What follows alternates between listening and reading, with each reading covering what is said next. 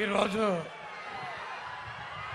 మన ప్రియతమ ముఖ్యమంత్రి వైఎస్ఆర్ కాంగ్రెస్ పార్టీ అధ్యక్షులు మనందరి నమ్మకం మన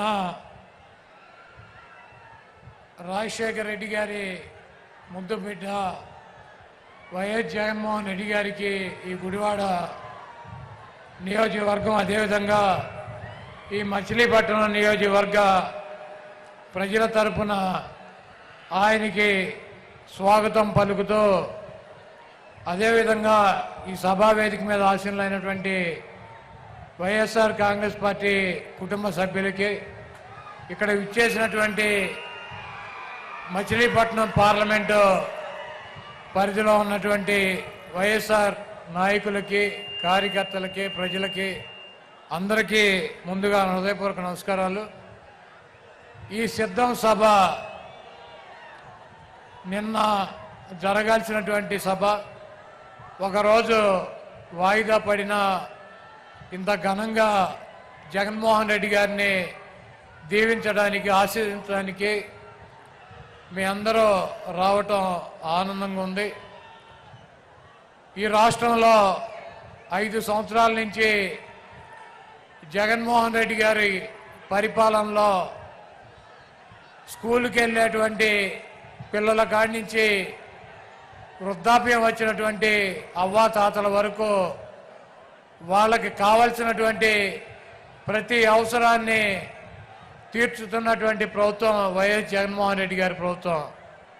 ఈరోజు గ్రామ గ్రామాన వార్డు వార్డున సచివాలయాలు ఏర్పాటు చేసి వాలంటీర్ వ్యవస్థను తీసుకువచ్చి ప్రజలకు అందించాల్సినటువంటి ప్రతి సౌకర్యాన్ని డైరెక్ట్గా మధ్యలో ఎటువంటి దళారులు లేకుండా ప్రజల ముందుకి పాలన తీసుకొచ్చినటువంటి గాంధీ గారు కళ్ళకన్నటువంటి గ్రామ స్వరాజ్యాన్ని తీసుకొచ్చినటువంటి నాయకుడు జగన్మోహన్ రెడ్డి గారు.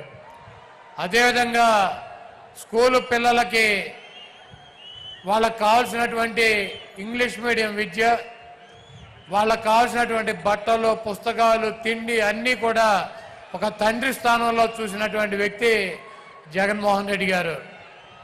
అదేవిధంగా ఆరోగ్యశ్రీ ద్వారా ఈ రాష్ట్రంలో ఉన్నటువంటి అనేక మంది నిరుపేదల ప్రాణాలను కాపాడినటువంటి వ్యక్తి డాక్టర్ వైఎస్ రాజశేఖర రెడ్డి గారు. అయితే ఆయన చూపించినటువంటి దారి కన్నా 4 అడుగులు ముందుకు వేసి ఈరోజు గన్నవరం నుంచి గుడివాడ వస్తుంటే అనేక మంది ఆరోగ్య సమస్యలు ఉన్నవారు ఒక్కసారి ఆయన కనుక చూపించినట్లయితే దానికి ఎంత ఖర్చు అయినా ఆయన పరిష్కారం చూపిస్తారని చెప్పి కొండంత ఆశతో ట్రీట్మెంట్ జరుగుతున్నటువంటి పిల్లల్ని కూడా తీసుకొచ్చి రోడ్డు మీద ఆయనకు చూపించాలన్నటువంటి ఉద్దేశంతో మరి అంత నమ్మకం పెట్టుకుని ఆయనకు చూపిస్తున్నారంటే ఒక వ్యక్తి మీద ఈ రాష్ట్రంలో ఉన్నటువంటి ప్రజలకు ఉన్నటువంటి నమ్మకం.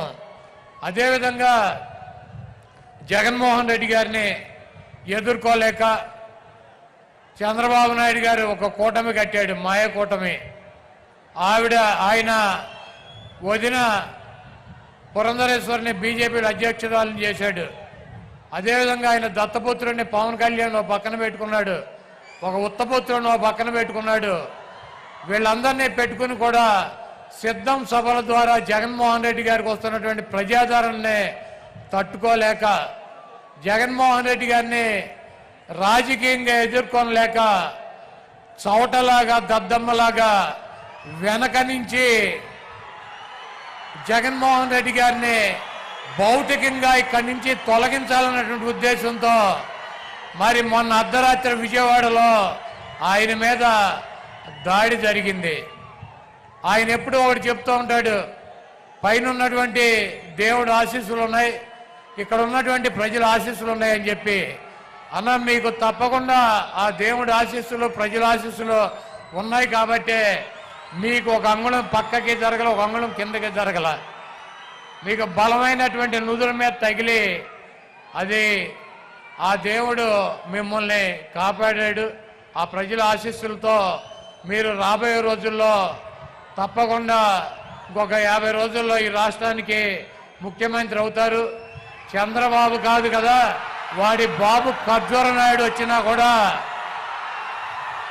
మీ ఎంట్రిక ముక్క కూడా పీకలేడు.